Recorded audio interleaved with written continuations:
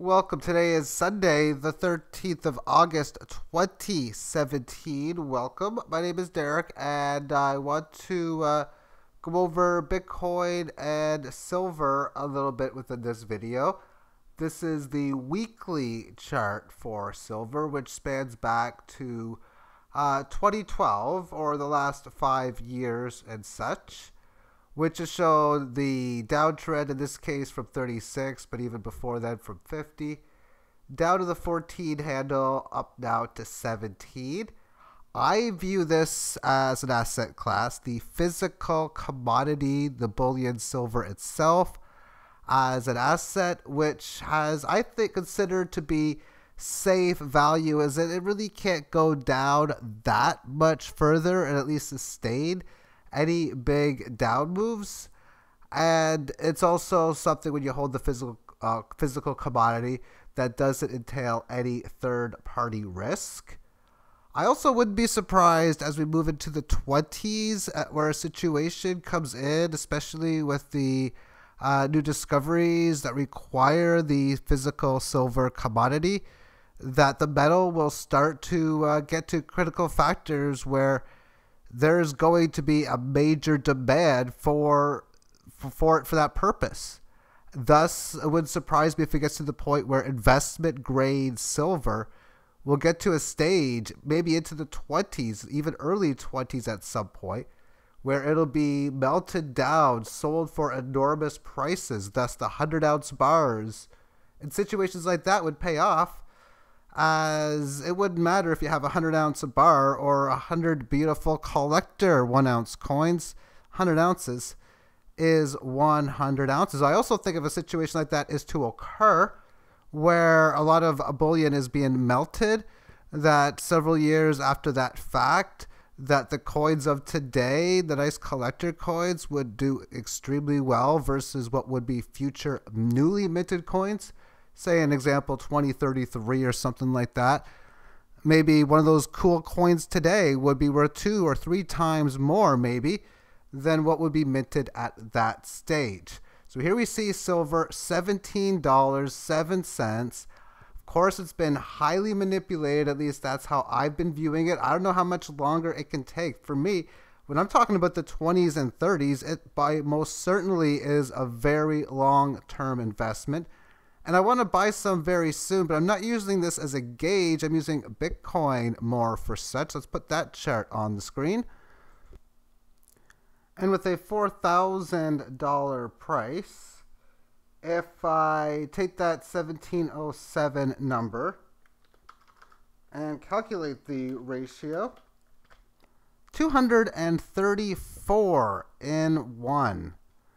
As the number keeps rising and rising and rising. I was impressed, and wow, when gold to Bitcoin ratio was meeting up with it for the first time, when it was breaking 100 to 1 on silver, and then 150, 200, and when it was at around 150. What I stated, and I still will state today because it's working in line, is that I wouldn't be surprised if it goes from 150 and keeps climbing really high, well over where we stand now at 230, 4, 5, 6, 7, multiple times higher, but then come back to 150 later on when the manipulation for silver, which I think is going to go through a devastating switch, and mainly because of these Bitcoin prices, and the higher this rises, I think the more soon that situation is to come in. And if not, then this ratio will just keep going up, and I'll keep buying it really cheap because I'm looking to buy now. I'm thinking, should I buy now? Should I try to go for 43, 44, 42? I last bought in here around somewhere up in this point in here around 28. I did so in July, the end of June, and even again in here somewhere I had some silver purchases in there, and my strategy is only put small but noticeable percentages. I don't want to do any more than 10, And quite frankly, it's been closer to 5% that I've usually been playing with.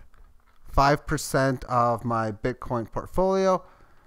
And thus, it doesn't hurt my balance, although it definitely reduces it, but it's a change. It's switching over the investment as far as I'm concerned. And like I state, into no third-party risk, into an asset that I think is really can't go down much, and that of silver. And the strategy to buy again is, okay, if I'm buying here around 4, I'll pretty much do the same thing I did before. If enough time goes by and the market goes sideways, especially if I'm able to get whatever day trading gains that I can come up with, then I'd probably buy again in a few weeks. Or if the price has another big increase, because I'm going to sell in increments, or buy in increments, buy silver, sell Bitcoin. So obviously doing such in the high 27s area, then again at around 4,000. And if it just keeps going up in a week or two, maybe I'll buy again if it goes to like 6,000 plus. And that keyword is if. Because generally speaking, what silver does means very little. As long as it doesn't have, if it has one of those major up or down moves, which is unlikely, then it means no difference if it goes up or down a little bit. It's all about Bitcoin prices. Where if you have a situation where this goes way up, and silver goes up to 20, yeah, it's still cheaper to wait and buy Bitcoin or wait to buy silver because, silver goes up 20%, Bitcoin goes up 50, 60% or something like that nature. Within the 15-minute time frame now, within this Bitcoin chart, I look at it as a short-term gauge for something I want to do now. And I state this, if you're ever trading long-term, all these short-term variances can mean very little. However, when long-term says it's time to buy or sell now, then that's really when you want to look at that's when I like to look at short-term variances. So I could decide, okay, if I happen to buy now, then I risk not being able to get, if I wait up towards it here, what would be a difference of 5% more silver, because that's a 5% higher increase. But by doing so, if this thing happens to top in here and have a decent sized correction, then I will lock in what would be a very good short intermediate term purchase, because you're getting it in decently above where you were before at 28 and now at, of course, 4,000. So that would be one of the reasons why. But I even still think I can even wait around. I mean, why do I have to buy today? I can buy tomorrow or Tuesday or Wednesday if the price action is going to make it work for me.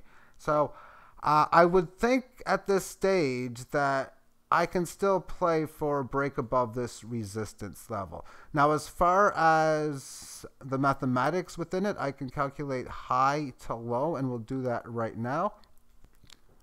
And that calculates to a 44.21 up level. So as that stands, that's an additional 10% from current levels. That would be 10% more silver as well. And that's where I'm going to try and play for. I will look to get in an order at that level. And like I state, if it keeps going higher, then so be it. That's great, because the game in which that I look at this as is one, in the cryptocurrency business, that is, how many Bitcoins can be accumulated? What is the value of the Bitcoins within your fiat currencies? How many Bitcoins is that worth in physical silver, and how many of those physical ounces can you accumulate? And I will, within this purchase, get well over the 100 ounce number just via Bitcoin right now. So that is locking in profits. So the way I look at it is, if you play any type of market that's going higher and you're speculating upon, like within this Bitcoin chart, and you have a situation where you get gains and you take some profits here and there, that's one way of protecting yourself against any type of major bubbles that may acquire. Because if you can say turn 1 unit into, say, 100 and protect 30 of them, and it goes to nothing, then that would be a win. So that's one way of looking at it, and that's why every so often, okay, there's 20 ounces here, 40 ounces here, 100 ounces here. That's all locking in the profits every now and again, but also locking in a strategy so that if Bitcoin goes to spectacular levels, 6,000, 15,000, heck, 25,000, 100,000, that you are ensuring yourself that you are going to have action within it. And thus, you have to risk some of your portfolio getting destroyed in any type of major bubble collapse. And that's, of course, the reason why I like to protect it here and there by accumulating physical silver. And when the place that I buy from, silvergoldbull.ca, which is located in Canada, when they stated, I seen like over a year ago, maybe even closer to 2 years ago, yeah, we accept Bitcoin.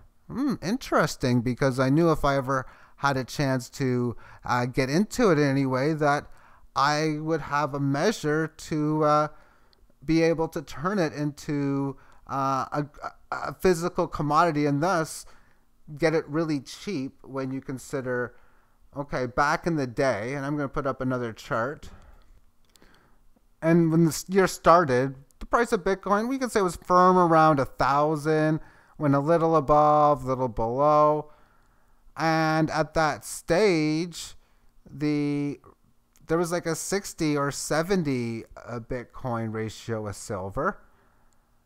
And it also meant that it worked out to something like almost like 30%, 32% of a Bitcoin was needed for me to do a $500 minimum free shipping order, 500 Canadian dollar level. So now with Bitcoin prices at around 5,000 Canadian over that means it's under 10% for a free shipment order, which is basically $500 worth of silver.